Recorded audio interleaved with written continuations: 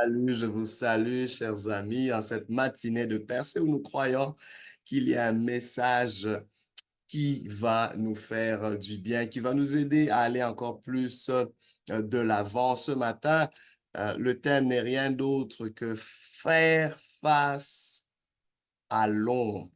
Faire face à l'ombre. Euh, Robert Greene a dit une chose, la personne que vous pensez être ne peut pas survivre la personne que vous avez la possibilité de devenir.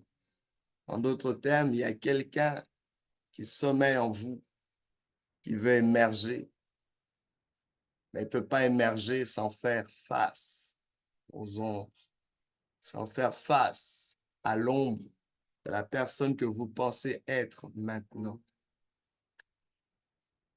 Je me rappelle avoir lu quelque chose sur la vie de Nelson Mandela, où on trouve un exemple puissant de quelqu'un qui a dû faire face à l'ombre de l'apartheid en Afrique du Sud. Après avoir passé 27 ans en prison pour ses activités anti-apartheid, Mandela est devenu le premier président noir d'Afrique du Sud. Quelque chose qu'on ne pensait pas s'accomplir en 1994. Au lieu de se laisser emporter par la haine et la vengeance, Mandela a choisi la voie de la réconciliation et du pardon. Ça, c'est un exemple remarquable de comment faire face à l'ombre de l'injustice et de la discrimination. Faire face à l'ombre. C'est quelque chose de très important que nous devons apprendre davantage. Mais qu'est-ce que ça veut dire faire face à l'ombre? Faire face à l'ombre, cela fait référence à l'idée de reconnaître et de confronter les aspects sombres, les côtés cachés ou les aspects moins désirables de soi-même, souvent dans le but de se développer. Et parfois, ce sont des moments qui nous aident ou qui nous poussent à faire face à l'ombre. En cette fin de semaine, j'ai perdu un ami très cher qui est parti subitement et cela m'a beaucoup troublé. Comment quelqu'un avec plein de potentiel, plein de projets s'en va comme ça. J'étais vraiment dans beaucoup de questionnements et cela m'a poussé dans un processus. Je commençais à faire face à mes propres peurs, faire face à mes insécurités, à mes incertitudes. Je commençais à faire face peut-être à des choses que je n'ai pas résolues et que j'ai peut-être enfouies dans mon subconscient. Ça prend cet exercice, ça prend ce processus pour aller réveiller, éveiller le héros qui sommeille en chacun d'entre nous. Et une autre histoire qui m'a beaucoup marqué, c'est celle de Viktor Frankl, un survivant de l'Holocauste et un psychiatre renommé, qui illustre sa capacité à faire face à l'ombre des circonstances les plus sombres. Dans son livre Découvrir un sens à la vie, Viktor Frankl partage comment, même dans les conditions les plus inhumaines des camps de concentration, il a trouvé un sens à sa souffrance, en aidant les autres prisonniers à trouver un sens à la leur. Wow! Donc, même dans les moments les plus sombres, il est possible de trouver un sens et un but. Aujourd'hui, je nous encourage à faire face à l'ombre. Cette ombre est peut-être différente pour vous et moi, mais l'ombre nous pousse. Faire face à l'ombre va nous pousser à tirer certaines leçons. Comme Ralph Waldo Emerson le dit, la vie est une succession de leçons que nous devons apprendre à affronter et à embrasser. Il y a des leçons auxquelles on ne peut pas échapper si l'on veut atteindre une autre dimension. C'est comme à l'école, il y a des leçons que vous devez apprendre et passer des tests avant d'aller à l'autre dimension. Souvent, nous désirons plus, nous désirons mieux, mais nous ne voulons pas apprendre les leçons, nous ne voulons pas passer les tests. Faire face à l'ombre est une école. Faire face à l'ombre est un test vers un mieux-être, vers une autre dimension de notre personne. C'est quelque chose de très important. C'est un processus de confrontation à des parties de nous-mêmes que nous pouvons trouver difficiles ou inconfortables à reconnaître. Souvent, ce sont des choses qui dérangent, mais qui sont nécessaires. Je donne un exemple. Prenons l'exemple d'une personne confrontée à un conflit familial profond. Pour faire face à l'ombre de la discorde et de la douleur, cette personne peut choisir d'engager des discussions ouvertes et honnêtes avec les membres de sa famille, hein, afin de rechercher, et même de rechercher l'aide d'un médiateur et de travailler sur la communication, la compréhension mutuelle pour surmonter les différences. Mais ça prend de faire face à ce malaise-là. On peut encore prendre l'exemple de quelqu'un qui a tendance à être très critique envers les autres. Ça peut cacher quelque chose. Ça peut souligner souvent leurs efforts, leurs défauts et leurs erreurs. Ils sont là en train tout le temps de regarder les erreurs et les défauts des autres.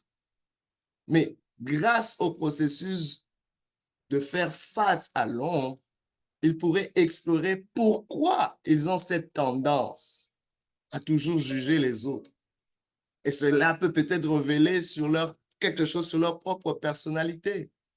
Ils pourraient découvrir qu'au fond, ils ont peur de l'échec et ont besoin de paraître parfaits devant les autres. C'est pour ça qu'ils jugent sévèrement, si sévèrement les autres. Mais en faisant face à cet aspect sombre d'eux-mêmes, ils peuvent travailler dessus et accepter leur imperfection et développer plus de compassion envers les autres. On n'a pas besoin de rester tel qu'on est.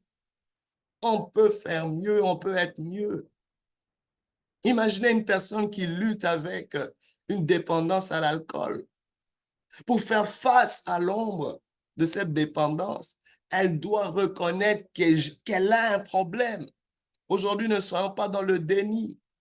Recherchons de l'aide, reconnaissons qu'est-ce qui ne marche pas. Faire face à l'ombre, c'est le début d'un changement significatif. Et j'aime comment même les récits bibliques aussi font référence à ce genre de processus. Ça me rappelle l'histoire de Saul de Tarse sur le chemin de Damas, dans Actes chapitre 9, versets 1 à 19. Cet homme qui persécutait cette église, qui persécutait l'église, et a fait cette rencontre pendant qu'il était sur ce chemin de Damas, pendant qu'il était zélé en tant que pharisien pour persécuter les chrétiens. Mais lorsqu'il a été confronté à la lumière éblouissante de Jésus sur ce chemin de Damas, il a été transformé. Faire face à l'ombre est un chemin de transformation. Il a dû faire face à ses actions passées et a été guidé vers une nouvelle voie, devenant l'apôtre Paul que nous connaissons, un puissant serviteur de Dieu. Je ne sais pas qu'est-ce qui cache de l'autre côté de l'ombre, mais aujourd'hui, ça prend le courage de faire face à l'ombre. J'espère que vous êtes comme moi, fatigué de rester à la même place, fatigué de toujours subir les mêmes affaires, fatigué de toujours recycler les mêmes tendances, de toujours recycler les mêmes peurs, fatigué de rester figé par les mêmes situations. Aujourd'hui, l'opportunité nous est donnée. Il y a une citation d'un auteur inconnu qui m'a vraiment interpellé, qui dit ceci: il n'y a pas de lumière sans obscurité et il n'y a pas de bonheur sans souffrance. Accepter cela nous aide à trouver la paix intérieure et la force pour affronter les défis de la vie. Parker Palmer va ajouter, nous devons accepter l'obscurité en nous-mêmes avant de pouvoir accepter la lumière et la bonté envers les autres. Mais pourquoi faire face à l'ombre? Il y a plusieurs raisons pourquoi nous devons faire face à l'ombre. Faire face à l'ombre nous permet de croître personnellement. En affrontant nos peurs, nos défauts, nos échecs, nous avons l'opportunité de grandir et de nous améliorer. Faire face à l'ombre est important aussi parce que cela développe la résilience. Ça nous rend plus résilients. Faire face à l'ombre nous permet d'être un peu plus authentique, car accepter nos côtés sombres fait partie de l'authenticité. Être vrai avec soi-même signifie reconnaître et intégrer toutes les facettes de notre être, même les moins reluisantes. N'apparaissez pas toujours dans votre beau jour, parce que vous savez que vous avez des mauvais jours, ça fait partie de vous. Et le fait de ne pas accepter cet ensemble nous empêche d'être authentique. Pourquoi c'est important de faire face à l'ombre? Cela permet aussi d'avoir des relations harmonieuses avec les autres. En reconnaissant nos propres zones d'ombre, nous devenons plus empathiques envers les autres. On est moins à juger les failles des autres parce qu'on reconnaît nos propres failles. Pourquoi faire face à l'ombre? Parce qu'il y a une opportunité de transformation. Faire face à l'ombre peut conduire à une transformation profonde. En travaillant sur nos aspects sombres, nous pouvons les transcender et évoluer vers une version meilleure de nous-mêmes. Mais comment? Premièrement, nous devons reconnaître, nous devons prendre le temps d'identifier les aspects de nous-mêmes que nous trouvons difficiles et que nous avons tendance à refouler. Identifions-les. Ça peut être un trait de personnalité, des émotions, un comportement, peu importe, mais identifions-les. Mais ensuite, nous devons accepter que ces aspects sombres font partie de nos vies. Acceptons-les, ça fait partie de nous, de notre famille. Ne les niez pas ou ne les rejetez pas, mais reconnaissez-les comme faisant partie intégrante de vous. Parce que si vous ne les reconnaissez pas, vous ne pouvez pas les transformer. Tu ne peux pas transformer quelque chose que tu ignores, que tu nies, que tu ne reconnais pas. Ensuite, nous devons essayer de comprendre pourquoi ces aspects sombres existent en nous. Une fois les avoir reconnus, essayons de comprendre, étudions-les. Pourquoi est-ce que ça existe en nous? Ils peuvent être le résultat d'expériences du passé, de croyances limitantes ou peut-être de schémas de pensée hérités. Ensuite, nous devons nous devons nous engager dans un travail intérieur pour explorer et transformer ces aspects sombres. Cela peut inclure la thérapie, cela peut inclure un accompagnement, un mentorat, un coaching, je ne sais pas. Ça peut être la méditation, de la parole. Allez trouver des moyens. Ça peut être d'autres pratiques introspectives. Ça peut être peut-être quelqu'un qui peut vous aider. Ensuite, nous devons intégrer ces aspects sombres dans notre être, tout en travaillant à les transformer, en les voyant comme des opportunités de croissance et de transformation. Mais sans oublier, nous devons apprendre à être bienveillants envers nous-mêmes parce que c'est un processus désagréable et parfois très difficile, mais exerçons de la compassion envers nous-mêmes. Soyons patients envers nous-mêmes.